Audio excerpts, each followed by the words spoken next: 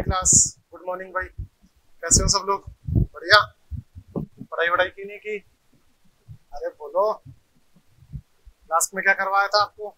सांद्रता पद वाले कॉन्सेंट्रेशन टर्म्स के न्यूमेरिकल्स एक्सरसाइज 1 और 4 के, है ना बेटा? तो अब अपने पास बेटा दो छोटे छोटे टॉपिक और बचे हुए हैं, अपन उनकी और बात करेंगे। फिर अपना ये चैप्टर इस तरीके से क्या हो जाएगा, खत्म हो जाएगा बेटा, है ना? तो एक तो अपन बात करेंगे रासायनिक संयोग के नियम, और एक अपन बात करेंगे बेटा सार्थक। तो अभी अपन देख लेते हैं बेटा रासायनिक संयोग के नियम, लेक्चर नंबर 121।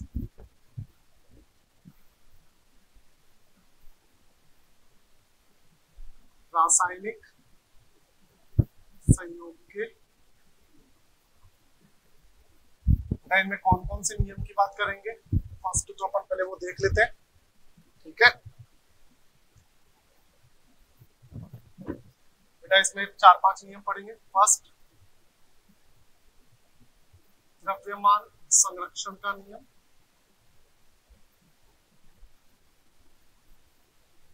सेकंड बेटा अपन पढ़ेंगे स्थिर या नियत अनुपात का नियम।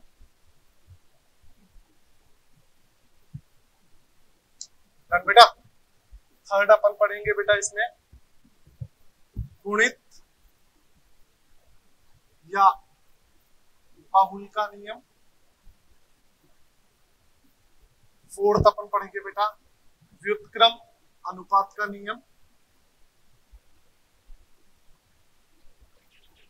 व्युत्क्रम अनुपात का नियम।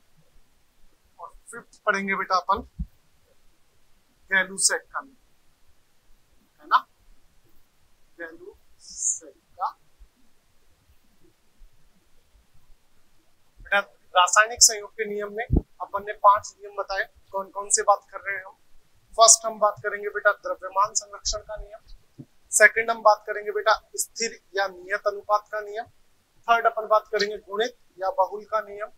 फोर्थ अपन बात करेंगे व्युत्क्रम अनुपात का नियम। और फिफ्थ अपन बेटा बात करेंगे गैलूसेक का नियम। बेटा ये नियम किससे रिलेटेड है? अपन अपने मोल वाले चैप्टर में जिन भी रिएक्शंस की बात करते हैं, तो बेटा उन रिएक्शंस में कोई ना कोई सा ये नियम लागू रहता है। बेटा जैसे मान लीजिए मैं द्रव्यमान संरक्षण के नियम की बात कर रहा हूँ, तो बेटा ये आपने 9th-10th में भी पढ़ा होगा, फिजिक्स में भी पढ़ते हो। द्रव्यमान संरक्षण का मतलब क्या होता है बेटा? आपने कहीं कहीं लिखा हुआ देखा हो तो कि ऊर्जा नियत है, ना तो उत्पन्न की जा सकती है ना नष्ट की जा सकती है, इसे एक रूप से दूसरे रूप में बदला जा सकता है। पढ़ा है नहीं? ये कई जगह दीवारों पे भी लिखा हुआ मिल जाता है। तो बेटा उसी बेस पे अपना द्रव्यमान संरक्षण का नियम है। द्रव्यमान संरक्षण का नियम क्या बोलता है कि कोई भी रासायनिक अभिक्रिया होती है तो उसमें जितने क्रियाकारक भाग लेते हैं उनकी मात्रा, और अभिक्रिया होने के बाद में जितना क्रियाफल बनता है उनकी मात्रा सदैव नियत मिलती है। अर्थात द्रव्यमान संरक्षित रहता है, द्रव्यमान में कोई भी हानि नहीं होती है। समझ में आ गई बात बेटा? इसके कुछ अपवाद है, वो मैं भी पढ़ाऊंगा तब आपको बताऊंगा। लेकिन क्या होता है, अभिक्रिया से पहले और अभिक्रिया के बाद में द्रव्यमान नियत रहता है। अभिक्रिया से पहले क्रिया कारकों की बात की जाती है जिन्हें हम अभिकारक भी बोलते हैं, और अभिक्रिया के बाद में क्रियाफल की बात की जाती है जिन्हें हम बेटा उत्पाद बोलते हैं। समझ में आती है बात बेटा? चलो आगे। इतनी बात में किसी को भी कोई दिक्कत? पक्का? चलो आगे तो देखते हैं बेटा। आगे अपन इसको रफ कर रहा हूं बेटा मैं, और अपन अब 1 by 1 नियम की बात करेंगे। कौन सा नियम क्या कह रहा है?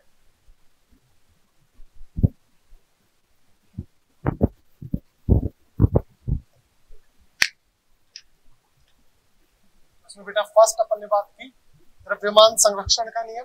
कोई पूछे यह नियम किसने दिया था? बेटा याद रखें, यह नियम दिया था लेवोशियर ने। किसने दिया था? लेवोशियर ने दिया। ये बेटा वैज्ञानिक का नाम है। डन। कोई पूछे द्रव्यमान संरक्षण का नियम किसने दिया, तो आप लोगों को याद होना चाहिए यह नियम लेवोशियर ने दिया।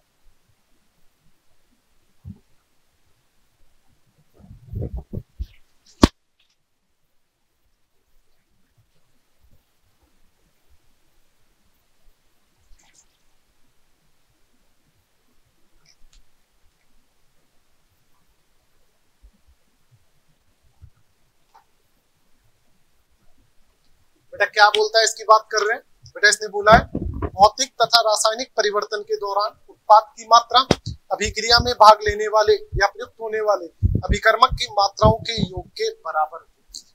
बेटा जैसे देखते हैं इसकी बात क्या बोल रहा है, लिख लेते हैं।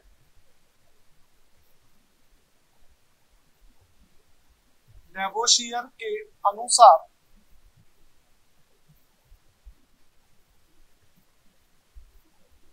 भौतिक अथवा रासायनिक परिवर्तन के दौरान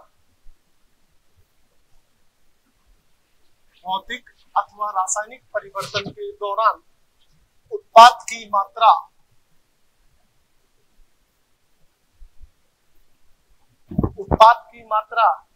अभिक्रिया में भाग लेने वाले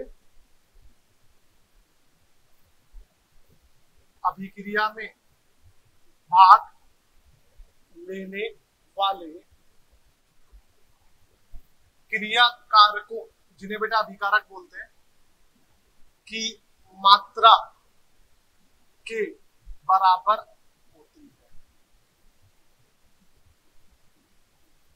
मतलब बेटा सिंपल वर्ड्स में अपन क्या बोल सकते हैं कि अभिक्रिया में जितने क्रियाकारक भाग लेते हैं उनकी जो मात्राओं का योग है और अभिक्रिया होने के बाद में जो उत्पाद बनता है उनकी मात्रा का योग सदैव नियत रहेगा। समझ में आ गई बात बेटा।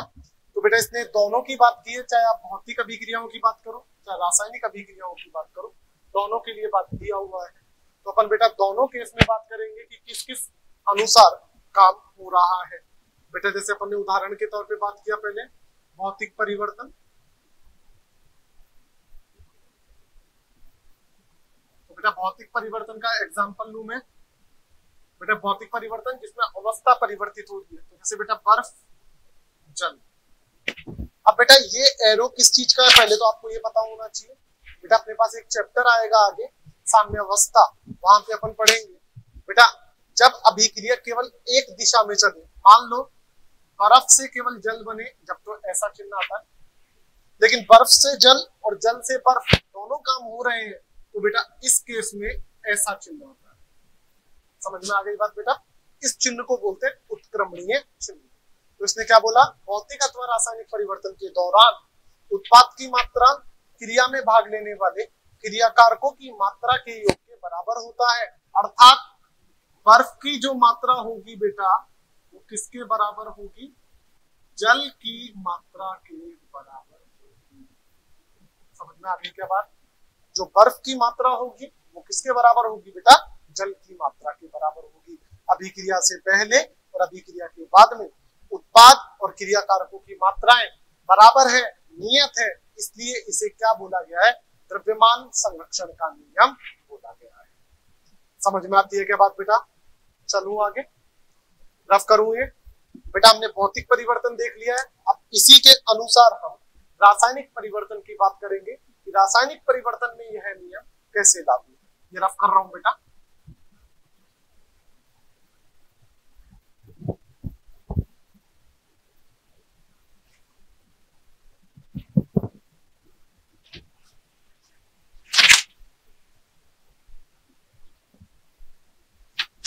देखिएगा बेटा रासायनिक परिवर्तन,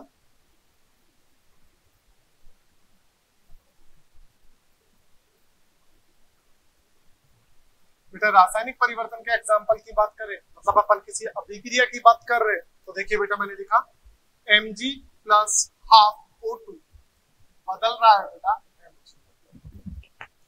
बेटा क्रिया से पहले इनकी मात्रा की बात करें, प्रारंभ में कितनी कितनी मात्रा थी, इसकी 30 ग्राम थी, इसकी 30 ग्राम थी, इसकी 0 ग्राम। मतलब क्रिया से पहले कुल मात्रा कितनी थी बेटा, 30 और 30 60 ग्राम। डन बेटा। क्रिया के दौरान देखिएगा, क्रिया के दौरान बेटा हमें पता लगा इसके 30 ग्राम ने इसके 20 ग्राम के साथ अभिक्रिया की, डन, और 50 ग्राम बनाया। इसके 30 ग्राम ने इसके 20 ग्राम के साथ क्रिया की और 50 ग्राम बनाया। लास्ट में देखते हैं बेटा क्या हुआ, क्रिया के बाद शेष बेटा ये 30 का 30 काम में आ गया 0, ये 30 में से 20 काम में आया 10 ग्राम बच गया, ये पहले 0 था, फिर 50 ग्राम, तो कितना हो गया 50 ग्राम। अब बेटा मैं लेवोशियर की बात करूं, अर्थात द्रव्यमान संरक्षण के नियम की बात करूं, तो ये बोलता है भौतिक या रासायनिक परिवर्तन के दौरान अभिक्रिया में भाग लेने वाले उत्पाद की मात्रा, अभिक्रिया में भाग लेने वाले क्रियाकारक की मात्रा उसके उत्पाद की मात्रा के बराबर होती है। तो देखो क्रिया से पहले कितना था बेटा 60 ग्राम, क्रिया के बाद कितना मिल गया बेटा 60 ग्राम, मतलब क्रिया से पहले भी 60 ग्राम था, क्रिया के बाद भी 60 ग्राम है, अर्थात द्रव्यमान संरक्षित रहा है, एक से दूसरे रूप में बदल गया, लेकिन जो द्रव्यमान होना चाहिए वही द्रव्यमान हमें प्राप्त हुआ है।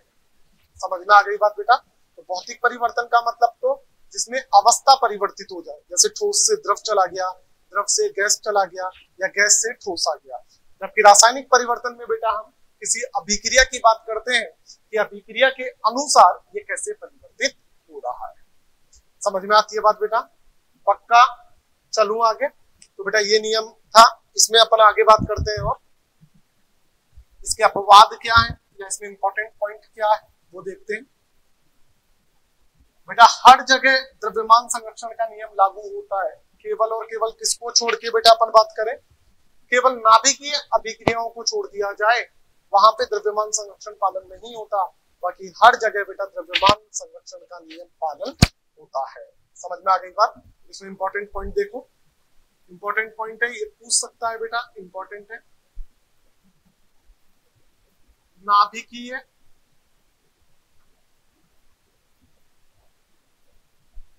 नाभिकीय क्रियाओं में यह नियम लागू नहीं होता है। नाभिकीय क्रियाओं में यह नियम लागू नहीं होता है, याद रखें बेटा। सेकंड पॉइंट की बात करूं बेटा मैं इधर, तो याद रखें परमाणु संरक्षण नियम भी द्रव्यमान संरक्षण नियम पर आधारित है। द्रव्यमान संरक्षण नियम पर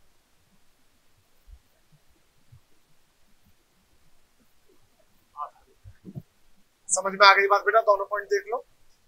फर्स्ट परमाणु संरक्षण नियम कोई पूछ ले किस पर आधारित है, तो आप याद रखें बेटा ये द्रव्यमान संरक्षण नियम पर आधारित है। जबकि सेकंड नाभिकीय क्रियाओं में बेटा परमाणु संरक्षण नियम लागू नहीं होता है। समझ में आ गई बात। द्रव्यमान संरक्षण नियम एक बार फिर से एक्सप्लेन कर रहा हूं। पहला इंपॉर्टेंट पॉइंट लेवोशियर ने दिया, दूसरा इंपॉर्टेंट पॉइंट परमाणु संरक्षण नियम इसी पे आधारित है, तीसरा इंपॉर्टेंट पॉइंट नाभिकीय क्रियाओं में यह नियम लागू नहीं होता है, फोर्थ इंपॉर्टेंट पॉइंट चाहे भौतिक परिवर्तन हो चाहे रासायनिक परिवर्तन हो द्रव्यमान हमेशा संरक्षित रहेगा, अर्थात क्रिया से पहले और क्रिया के बाद द्रव्यमान हमेशा समान प्राप्त होगा। समझ में आती है क्या बात बेटा। चलो आगे, तो नेक्स्ट नियम की बात करते हैं बेटा। नेक्स्ट कौन सा था अपना, स्थिर अनुपात या नियत अनुपात का नियम।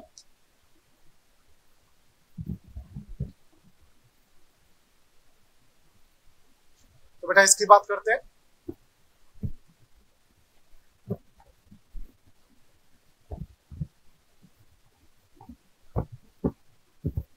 मैं आपको इजी लैंग्वेज में समझा रहा हूं जिससे आपको कोई दिक्कत ना हो। तो देखिएगा बेटा क्या बोल रहा है, सेकंड नियम की बात कर रहे हैं, स्थिर अनुपात या नियत अनुपात का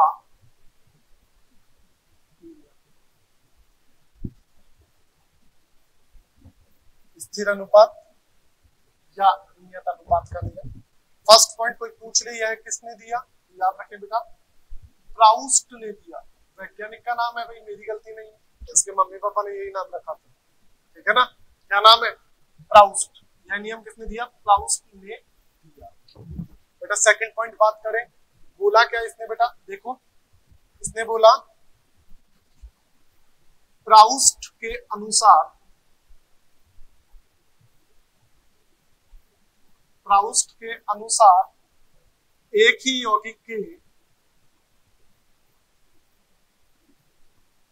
सभी शुद्ध नमूनों में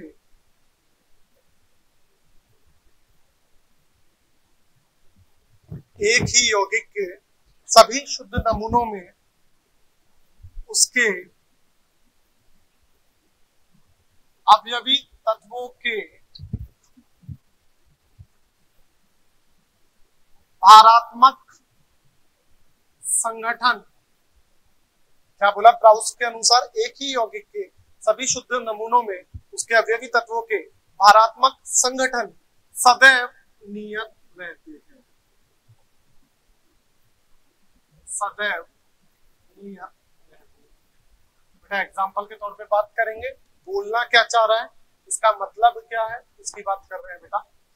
बेटा उदाहरण के तौर पे समझिएगा, मैंने बोला अभिक्रिया हुई C+O2 change into CO2, done. दूसरी अभिक्रिया मान ली, बेटा अभिक्रिया कोई सी भी लिख सकते हो, इसमें कोई दिक्कत नहीं है, ये आप पे डिपेंड करेगा कौन कौन सी अभिक्रिया की बात कर रहे हो। दूसरा एग्जांपल अपन ने माना, मान लीजिए CaCO3 change into CaO plus CO2। तीसरी अभिक्रिया बेटा अपन ने बात की, मान लीजिए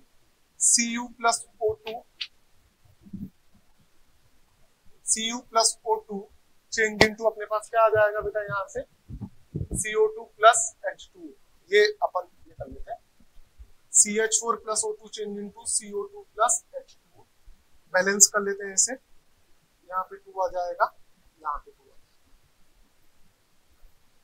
जाएगा। बेटा अब बेटा देखो, एक ही यौगिक के सभी शुद्ध नमूनों में उसके अवयवी तत्वों के भारात्मक संगठन सदैव नियत रहते हैं। कौन सा यौगिक की बात कर रहा हूं, देखो इधर CO2 की बात कर रहा हूं बेटा, यहाँ पे CO2 हो चाहे यहाँ पे CO2 हो चाहे यहाँ पे CO2, बेटा इस यौगिक के सभी शुद्ध नमूनों में उसके अवयवी तत्व कौन कौन, C और O।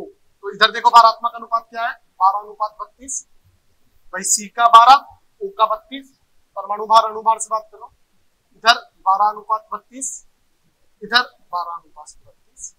तो बेटा हर जगह एक ही यौगिक के सभी शुद्ध नमूनों में उसके अवयवी तत्वों के भारात्मक संगठन की बात की जाए तो हर जगह बेटा हमें उनका भारात्मक संगठन समान मिलेगा। कितना मिलेगा बेटा, 4×3=12, 4×8=32, तो बेटा तीनों में हम क्या बोल सकते हैं, कितना मिलेगा, 3:8 मिलेगा, जो नियत होगा। इसे हमने बोला है नियत अनुपात का नियम या स्थिर अनुपात का नियम, जो हमारे को किसने दिया है, प्राउस्ट ने दिया है। समझ में आ गई बात बेटा, एक बार दोबारा एक्सप्लेन कर रहा हूँ। रासायनिक संयोग के नियम में प्राउस्ट ने हमारे को एक नियम दिया, स्थिर अनुपात या नियत अनुपात का नियम। यह क्या बोलता है कि कोई भी अभिक्रिया हो रही है तो उसमें एक ही यौगिक के सभी शुद्ध नमूनों में उसके अवयवी तत्वों के भारात्मक संगठन सदैव नियत रहेंगे। जैसे CO2 की बात की जाए तो उसके अवयवी तत्व कार्बन और ऑक्सीजन, सब जगह उनके भारात्मक अनुपात समान होंगे, नियत होंगे। वो कितने कितने मिलेंगे, 3:8, 3:8, 3:8 हमें प्राप्त होंगे। बोलो समझ में आती है क्या बात, पक्का। चलो आगे। तो बेटा इस तरीके से अपन ने दो नियमों की बात की, कौन कौन से, फर्स्ट हमने बात की द्रव्यमान संरक्षण का नियम, और सेकंड हम बात कर रहे हैं बेटा स्थिर अनुपात का नियम। डन बेटा, रफ करता हूं इसको और फिर इसके बाद अपन बेटा आगे चलते हैं। देखें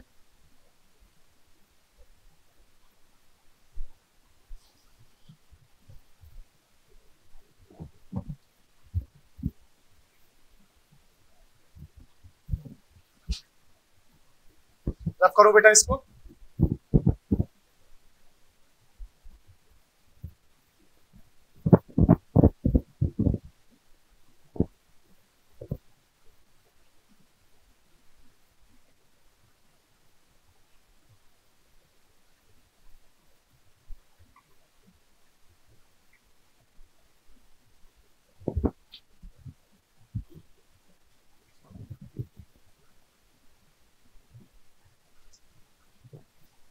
बेटा आगे बात कर रहे हैं अपन।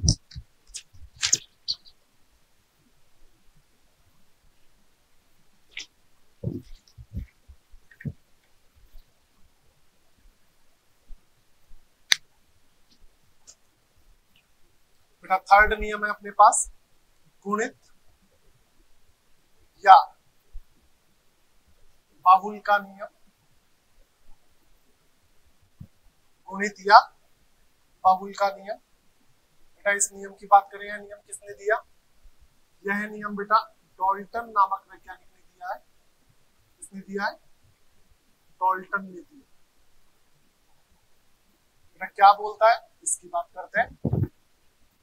बेटा ये बोलता है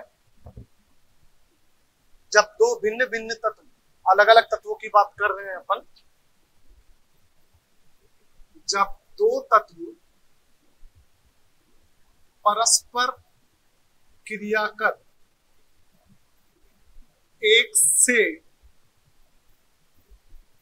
अधिक प्रकार के यौगिक बनाते हैं। बेटा लोड नहीं लेना है, ये कोई इतना इंपॉर्टेंट और ऐसे डायरेक्ट हमेशा पूछा जाने वाला नहीं है आपके सिलेबस में, इसलिए बता रहा हूं बेटा। जैसे सांद्रता पद था वो बहुत इंपॉर्टेंट है, ये बेटा नियम है, थ्योरेटिकल है, आपको समझा रहा हूं इजी लैंग्वेज। बुक में देखोगे तो लैंग्वेज थोड़ी हार्ड मिलेगी, तो टेंशन करने की जरूरत नहीं है। जब दो तत्व परस्पर क्रिया कर एक से अधिक प्रकार के यौगिक बनाते हैं, तब उनमें जो अलग अलग यौगिक है उनमें एक तत्व की भिन्न भिन्न मात्रा, तब उनमें एक तत्व की भिन्न भिन्न मात्रा दूसरे तत्व की समान मात्रा के साथ क्रिया करती है और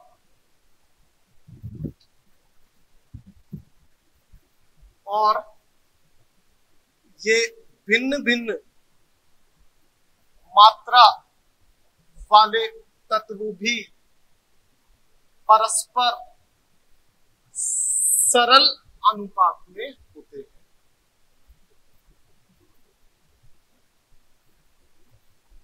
समझ में आ गई क्या बात? बेटा क्या बोला है? बेटा इसको एग्जांपल से समझेंगे, बोलना क्या चाह रहा है। बेटा इसने बोला जब दो तत्व परस्पर क्रिया कर, कितने तत्व? दो तत्व परस्पर क्रिया कर एक से अधिक प्रकार के यौगिक बनाते हैं, तब उनमें एक तत्व की भिन्न भिन्न मात्रा दूसरे तत्व की समान मात्रा के साथ क्रिया करती है और क्रिया कर ये भिन्न भिन्न मात्रा वाले तत्व भी परस्पर सरल अनुपात में होते हैं। बेटा इसके उदाहरण समझिए, उदाहरण से समझ में आएगा कि ये क्या कहना चाह रहा है। बेटा दो तत्व है, मान लो C+O, एक तो तत्व C एक O, इन्होंने क्रिया कर एक से अधिक प्रकार के यौगिक बनाए। बेटा कौन कौन से बनाए देखते हैं। एक तो बनाया CO, एक बनाया CO, बना सकता है। तब इनके भारात्मक अनुपात देखो, एक से अधिक प्रकार के यौगिक बनाते हैं तो देखो बेटा इसका तो क्या आएगा अनुपात 12:16, जबकि इसका क्या आएगा अनुपात 12:32। अब बेटा परिभाषा को समझना, परिभाषा याद करना हार्ड है, एग्जाम्पल से समझना बेटा अपने लिए थोड़ा सा इजी है, आराम से समझने की कोशिश करें। जब दो तत्व आपस में क्रिया कर एक से अधिक प्रकार के यौगिक बनाए, तब उनमें एक तत्व की तो समान मात्रा होती है जैसे कार्बन की, जबकि दूसरे तत्व की मात्रा अलग अलग है, तो भिन्न भिन्न मात्रा वाला तत्व भी परस्पर सरल अनुपात में होता है। अब बोलो परिभाषा समझ में आई नहीं है?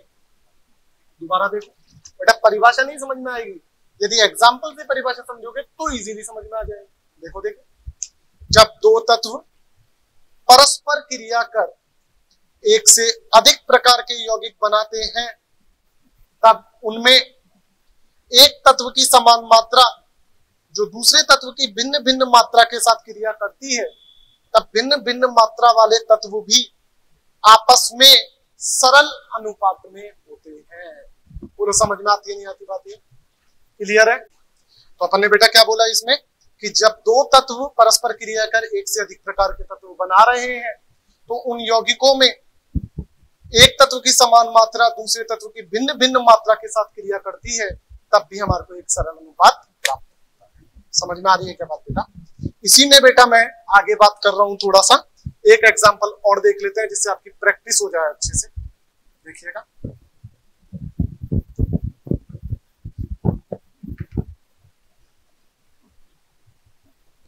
एक एग्जांपल और लिया बेटा, दो अलग अलग तत्व परस्पर क्रिया कर एक से अधिक प्रकार के यौगिक बना रहे हैं, तब इसमें एक तत्व की समान मात्रा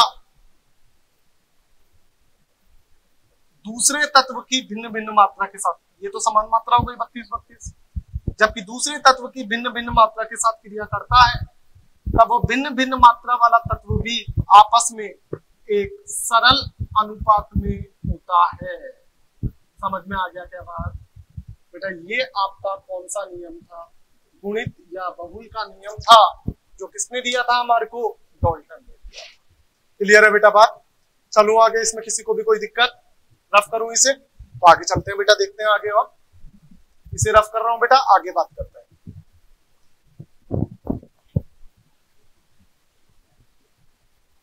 तो अपने 3 नियम हो गए बेटा। पहला नियम था द्रव्यमान संरक्षण का नियम, दूसरा नियम था स्थिर या नियत अनुपात का नियम, तीसरा नियम था गुणित या बहुल का नियम, और अब अपन बेटा चौथे नियम की बात करेंगे, व्युत्क्रम अनुपात का नियम।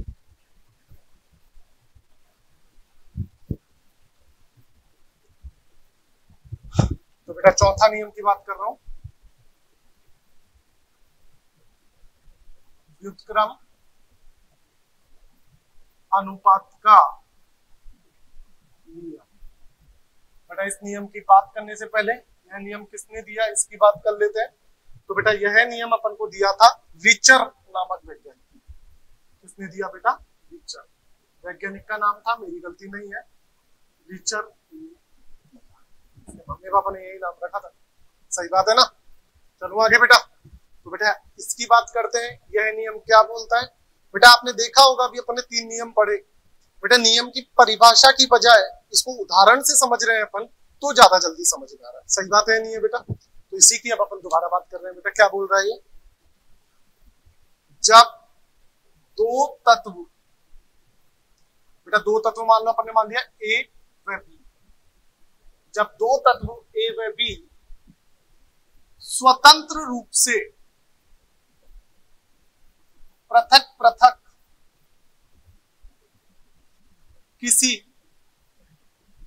तीसरे तत्व, उसे मान लिया सी, किसी तीसरे तत्व के साथ क्रिया करते हैं, क्रिया कर यौगिक बनाते हैं,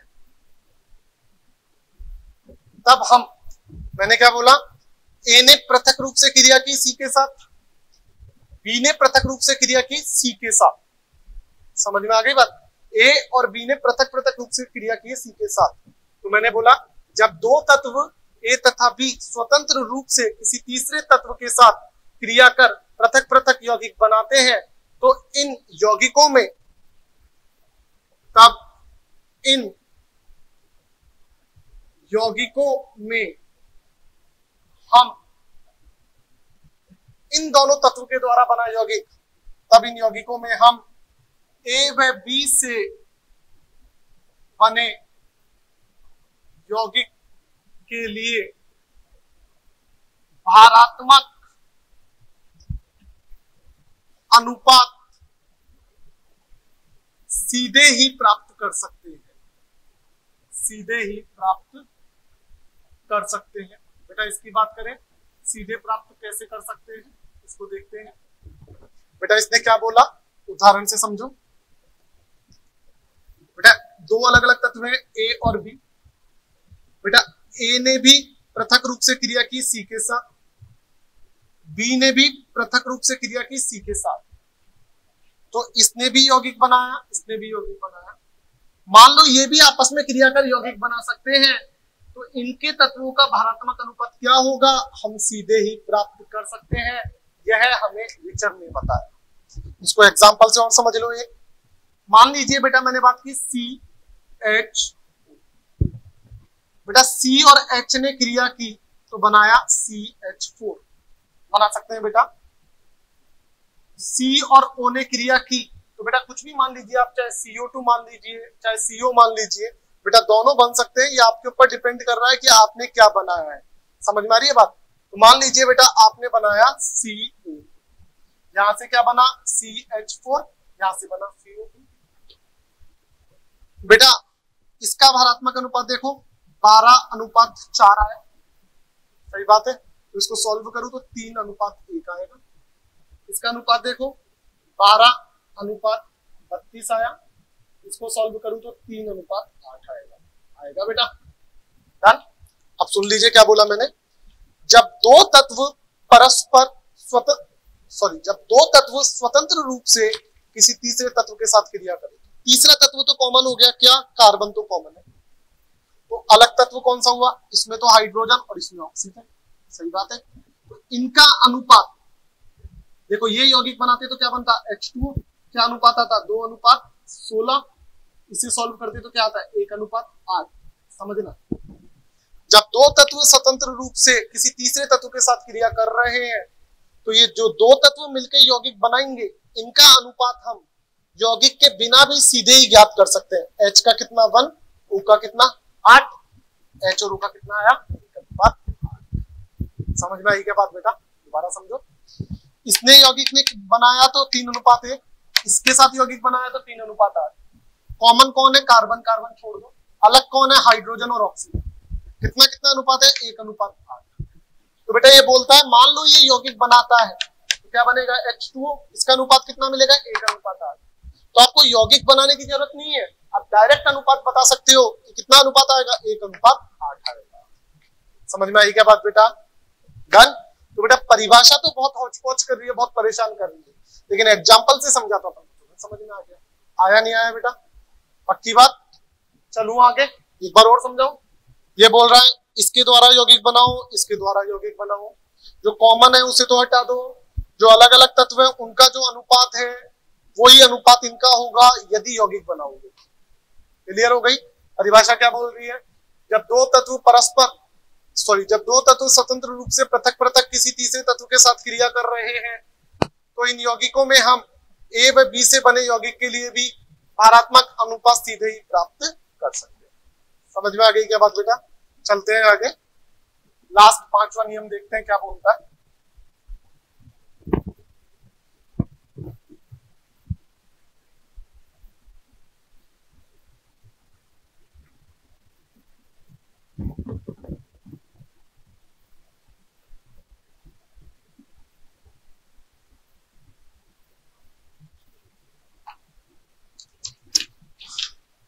पानी पी लेते हैं बेटा, बात करते हैं।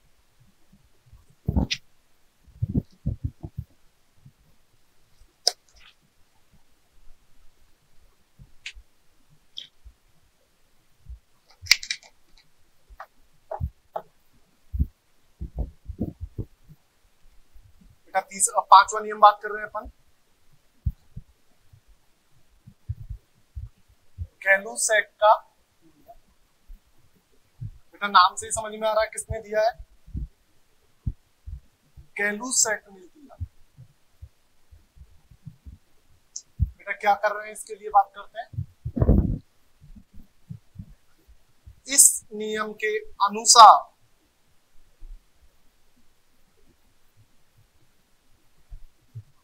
ताप व दाब की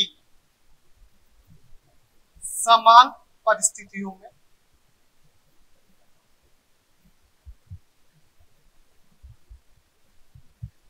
ताप व दाब की समान परिस्थितियों में गैसीय अवयव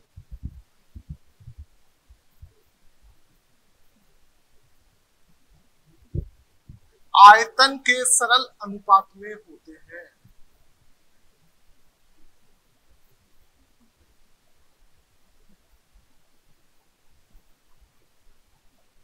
समझ में आ गई बात बेटा? क्या बोला है? इस नियम के अनुसार ताप व दाब की समान परिस्थितियों में गैसीय अवयव आयतन के सरल अनुपात में होते हैं। बेटा देखते हैं कैसे। बेटा ये अभिक्रिया वैसी ही है जैसे आपने मोल में बेटा रस समीकरण नीति पढ़ा था ना, वहां पे भी मैंने बोला था कि यदि संतुलित अभिक्रिया है तो अभिक्रिया के गुणांक जो होंगे वो रस समीकरण नीति के गुणांक जो होंगे वो आयतन भी हो सकते हैं, मोल को भी प्रदर्शित कर सकते हैं, अणुओं की संख्या को भी कर सकते हैं। उसी की बात कर रहा है बेटा ये। बेटा इसके उदाहरण देखते हैं। मान लीजिए मैंने बोला H2 + Cl2 change into 2HCl, संतुलित अभिक्रिया है, इसमें गुणांक कितने हैं 1 1 2। तो ये बोलता है कि ताप व दाब की समान परिस्थितियों में किसी संतुलित अभिक्रिया के लिए उनके गैसीय अवयव जो होते हैं आयतन के सरल अनुपात में होते हैं। तो देखो 1:1 कैसा अनुपात है बेटा ये, इसे हमने सरल अनुपात बोला गया है। ऐसे ही बेटा एक एग्जांपल और ले लेता हूं मैं। मान लीजिए बेटा उदाहरण नंबर 2 की बात कर रहा हूं। N2 + 3H2 चेंज हो रहा है आपका 2NH3 में, अनुपात क्या है 1:3:2। संतुलित अभिक्रिया है बेटा, तो इनका आयतनों का अनुपात भी यही होगा। तो बेटा ये बोलता है कि ये जो गुणांक है या आपस में एक सरल अनुपात को प्रदर्शित कर रहे हैं। सही बात है क्या बेटा? डन। तो बेटा ये चीज थी, ये हमने रासायनिक संयोग के नियमों की बात की। रासायनिक संयोग के नियम क्या होते हैं, इनमें हमने कौन कौन से नियम की बात की है बेटा आपसे। बेटा हमने एक तो द्रव्यमान संरक्षण के नियम की बात की है, एक स्थिर या नियत अनुपात के नियम की बात की है, एक गुणित या बहुल अनुपात के नियम की बात की है, व्युत्क्रम अनुपात के नियम की बात की है, गैलू-सैक के नियम की बात की है। समझ में आ गई क्या बात बेटा? ये नियम क्या बोल रहे हैं, ये सारी चीजें मैंने आपको बता दिया।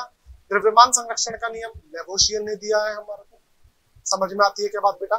स्थिर या नियत अनुपात का नियम प्राउस्ट ने दिया है, गुणित या बहुल का नियम डाल्टन ने दिया है, व्युत्क्रम अनुपात का नियम रिचर ने दिया है, और गैलू-सैक का नियम गैलू-सैक ने दिया है। द्रव्यमान संरक्षण में यह अभिक्रिया से पहले और अभिक्रिया के बाद में मात्रा नियत रहती है। रिवाइज करवा देता हूं एक बार। दूसरा नियम स्थिर या नियत अनुपात के नियम में एक ही यौगिक के सभी शुद्ध नमूनों में उसके जो तत्व होते हैं उनका अनुपात एक सरल अनुपात में प्राप्त होता है, ये भी हमारे को पता है। तीसरा नियम था अपने पास गुणित या बहुल का नियम बात कर रहे हैं।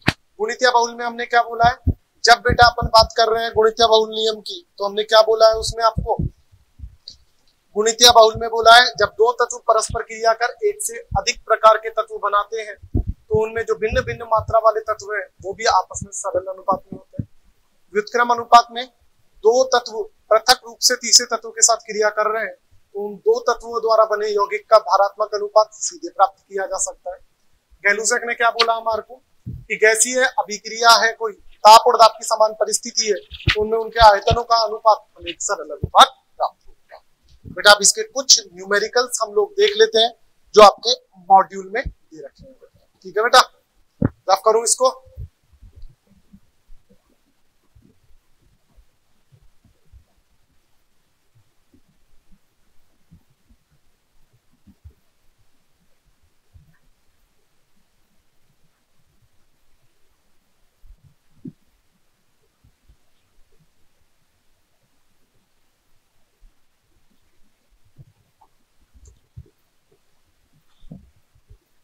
बेटा इसके बाद इसके क्वेश्चंस की बात कर लेते हैं। एक तो इनके क्वेश्चंस वैसे आए भी नहीं है, टॉपिक है इसलिए आपको बेटा बता दिया है, तो ज्यादा परेशान होने की जरूरत नहीं है।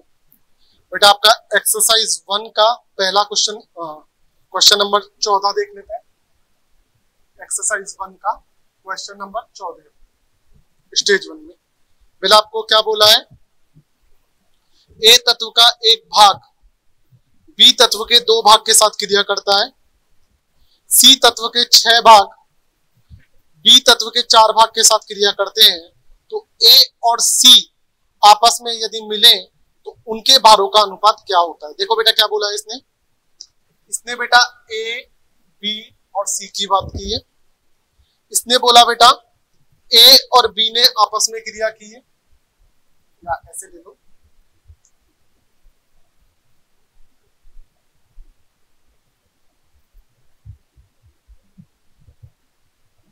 ए तत्व ने बी के साथ क्रिया की है,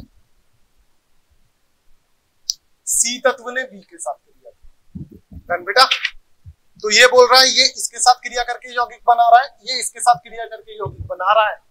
तो जब ये दो तत्व आपस में क्रिया करके यौगिक बनाए तो इनके भारात्मक अनुपात क्या होंगे? तो बेटा कौन सा नियम है? ये बेटा व्युत्क्रम अनुपात का नियम है, जो अभी मैं आपको पढ़ा के आया था कि जब दो तत्व पृथक पृथक रूप से तीसरे तत्व के साथ क्रिया कर यौगिक बनाते हैं तो उन दो तत्वों द्वारा बनाए गए यौगिक का भारात्मक अनुपात भी हम सीधे ज्ञात कर सकते हैं। इसने यही बोला है, ए तत्व बी के साथ यौगिक बना रहा है, सी तत्व बी के साथ क्रिया कर यौगिक बना रहा है, तो ए और सी का भारात्मक अनुपात किस नियम से प्राप्त कर सकते हैं? तो बेटा इसका आंसर थर्ड होना चाहिए, व्युत्क्रम अनुपात का नियम। कौन सा नियम होगा बेटा? ये हमारा व्युत्क्रम अनुपात का नियम होगा। बोलो बेटा ये बात समझ में आती है क्या? समझ में आती है ये बात? चलूं आगे। तो बेटा आगे देखते हैं इसके बाद। बेटा इसके बाद अपन बात कर लेते हैं। बेटा सारे क्वेश्चन नहीं कराऊंगा, कुछ क्वेश्चन कराऊंगा, बाकी आपको भी कर लूं। बेटा एक्सरसाइज 1 में ही अपन देखते हैं क्वेश्चन नंबर 16। ठीक है बेटा, तो बेटा इसको देखें, इसने क्या बोला है? गुणित या बहुल का नियम निम्न में से कौन से यौगिकों के युग्म में सही है? तो बेटा इसका तो डायरेक्ट मैंने एग्जांपल लिखवाया है, आप ऑप्शन 4 पे डायरेक्ट आ जाओ बेटा। ऑप्शन 4 पे आओ, SO2 और SO3। इधर कितनी कितनी मात्रा है? 32:32। इधर कितनी है? 32:48। तो बेटा ये तो कॉमन हो गई, समान तो हटा दो, अलग अलग कौन कौन सी है? 32:48। तो इससे निकाला तो क्या आएगा? 2:3, जो कि कैसा अनुपात है बेटा? ये आपका सरल अनुपात है। याद आ गया आपको? गुणित या बहुल का नियम क्या बोला था? जब दो तत्व परस्पर क्रिया कर एक से अधिक प्रकार के यौगिक बनाते हैं तब उनमें जो समान तत्व है वो भिन्न भिन्न तत्वों के साथ क्रिया कर रहा है। समान तत्वों का अनुपात भिन्न भिन्न तत्वों के अनुपात से क्रिया कर रहा है, तो जो भिन्न भिन्न अनुपात वाले तत्व हैं वो भी आपस में क्या होंगे? एक सरल अनुपात में होंगे। बोलो ये बात समझ में आती है नहीं आती है बेटा? क्लियर है? पक्का? चलूं आगे। तो बेटा इस तरीके से अपन इनकी बात कर सकते हैं कि भारात्मक अनुपात क्या होता है अपना, बहुलता का नियम क्या होता है, द्रव्यमान संरक्षण का नियम क्या होता है। बेटा कोई सा भी नियम आ जाए आपको इसमें पहचानना आना चाहिए कि करना कैसे है। समझ में आती है क्या बात बेटा? बेटा इसके बाद आगे बात करते हैं अपन, 2-3 क्वेश्चंस आगे और बता देता हूं मैं आपको। जब करूं इसको,